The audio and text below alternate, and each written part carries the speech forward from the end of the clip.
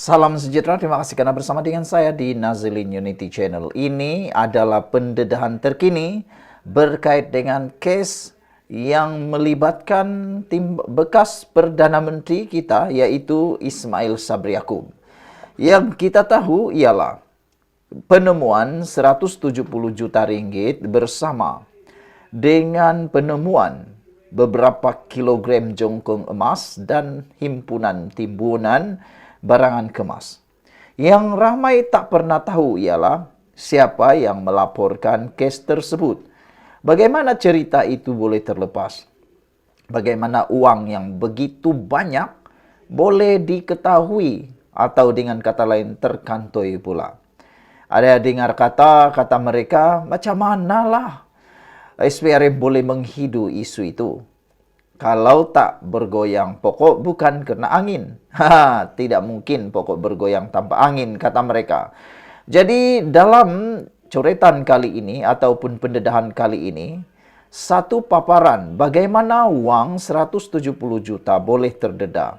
Rupa-rupanya ini adalah antara spekulasi yang timbul atau didedahkan. Sebelum kita teruskan ulasan ini, jangan lupa tinggalkan komen Anda, tekan butang subscribe. Kalau ada penyakit gout, tinggi darah, kencing manis, jangan lupa tekan butang produk yang ada dalam video ini. Karena produk itu sudah ramai yang pakai, ramai yang sudah sembuh, dan lebih penting lagi kata mereka berbaloi untuk nilai ringgit yang murah. Murah kata mereka harga ubat tersebut. Jadi jangan lepaskan peluang selagi stok masih ada. Saya tak jual ubat, Saya hanya kongsi kepada Anda apa yang sudah orang guna, apa yang sudah orang makan, dan apa manfaat yang mereka terima.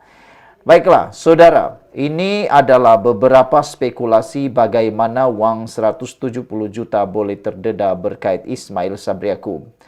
Pelbagai andaian telah dibuat oleh pelbagai pihak bagaimana SPRM boleh menjejak simpanan wang tunai 170 juta dan jongkong emas di sebuah kondo atau safe house yang dikaitkan dengan Perdana Menteri ke-9 yaitu Ismail Sabri Yaakob.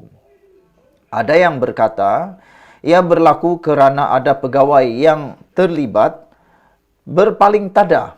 Dan ada juga yang berkata, kerana kecekapan intipan SPRM, dan ada juga yang berkata ia adalah hasil dari kesilapan pasukan Datuk Seri Ismail Sabri Yaakob sendiri.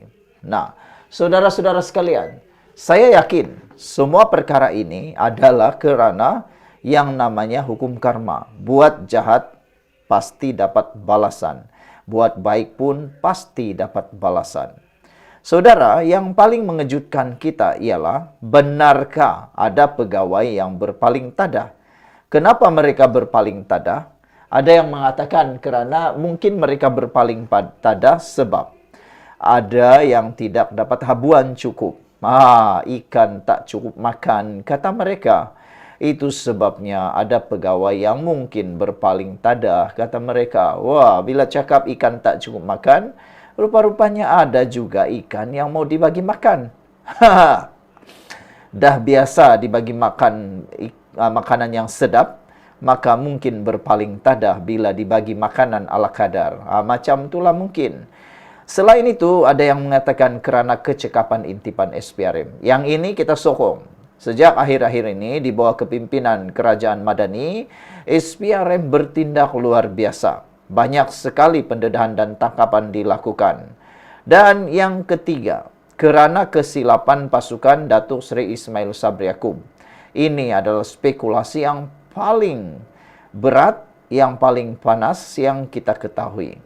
Namun perkara yang paling menarik adalah dakwaan ia berlaku akibat dari kesilapan pasukan Ismail Sabri yang tidak sabar mahu menukar wang tunai itu ke dalam bentuk aset. Yang ini memang bodoh sebodoh-bodohnya lah. Lebih bodoh daripada yang paling bodoh. Sudahlah sakau duit, sudahlah simpan duit haram, tak sabar lagi. Ini bila bergabung keduanya memang jadi bodoh tahap gaban lah kan. Bayangkan, dah sakau duit, tak sabar lagi pula. Sudahlah tak sabar, pergi pula buat kesilapan. Wang itu dikatakan tidak sabar ditukar kepada bentuk aset. Apa salahnya? Guna uang itu sikit-sikit. Ambillah RM1.000 3 minggu kah? RM1.000 dalam masa 2 hari kah? Ini dah terlalu tamak. 170 juta kalau boleh sekali ngap habis. Apalah sangat, nak sabar sangat kan? Sabarlah. Tapi tak apalah, begitulah kalau dah buat jahat. Jangan alang-alang, kata orang Sabah. Jangan alang-alang biar buat jahat sampai yang paling jahat. Dah tak sabar lagi menukar dalam bentuk aset. Apakah bentuk aset itu? Yang dikatakan ini ialah membeli sebuah banglo bernilai 20 juta cash. Ini bodoh dan bahlul. Manalah kita tak cakap dia bodoh dan bahlul. Bayangkanlah seorang pegawai biasa, kerja baru saja berapa bulan, tiba-tiba mampu beli sebuah banglo 20 juta cash. Agak-agak apa jadi dengan lampu LHDN? Takkah malap dan takkah berpinar-pinar lampunya, berterang denderang, nak ketahui dari mana uang itu? Disitulah SPRI mula dapat sedar, di mana agaknya duit ini dapat. Ini kes Ismail Sabri Yaakob menurut spekulasi ini terdedah kerana pegawai beliau sudah tidak sabar nak jadikan kes 170 juta sebagai aset. Dengan membeli rumah banglo 20 juta kes, dakwa seorang aktivis media sosial di TikTok.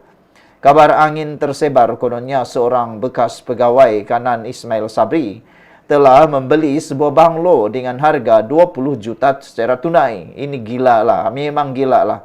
Orang yang kaya tahap gaban di Malaysia pun, yang sekaya entah kayanya macam mana pun, tidak akan berani beli banglo tunai 20 juta. Tapi inilah, dah terlalu, apa orang cakap, kebaru-baruan, beranilah. Kebaru-baruan lah kan, tak pernah rasa duit begitu banyak. Nah, apalagi, buatlah kesilapan dengan membeli 20 juta tunai sebuah banglo menurut pendedahan TikTok itu. Itu spekulasinya. Entah benar, entah tidak, kita pun tak tahu. Apabila pembelian secara tunai dengan jumlah yang besar itu, ia akan menyebabkan LHDN tersedar mengenainya dan akan ada siasatan. Memang ada siasatan. Malangnya setiap pindah milik harta harus melalui LHDN untuk disemak cukai yang dikenakan bagi pemerolehan harta. LHDN semak dan perkara ini amat tak logik untuk seorang pegawai yang berkhidmat 16 bulan mempunyai duit sebanyak itu, kata beliau lagi. Selain dari itu, menurut sumber, uang ini dikumpulkan untuk projek Tebuk Atap 2. Tebuk Atap adalah istilah yang digunakan oleh Presiden PAS Tan Sri Abdul Hadi Awang ketika menolak dakwaan kerajaan PN sebelum ini dibentuk melalui pintu belakang. Tebuk Atap 2 adalah projek untuk membolehkan kerajaan Madani dijatuhkan melalui undi tidak percaya di Parlimen. Mereka menyasarkan kononnya sekurang-kurangnya 10 ahli Parlimen UMNO lagi untuk dibeli, untuk membolehkan mereka ada cukup jumlah untuk membuat undi tidak percaya di Parlimen. Untuk menggunakan pendekatan tebuk atap bersih satu ia sudah tidak boleh lagi, kerana pintu istana tidak akan dibuka untuk mereka lagi, kata sumber UMNO berkenan. Sekian dulu untuk kali ini. Jangan lupa tinggalkan komen Anda. Tata, bye-bye.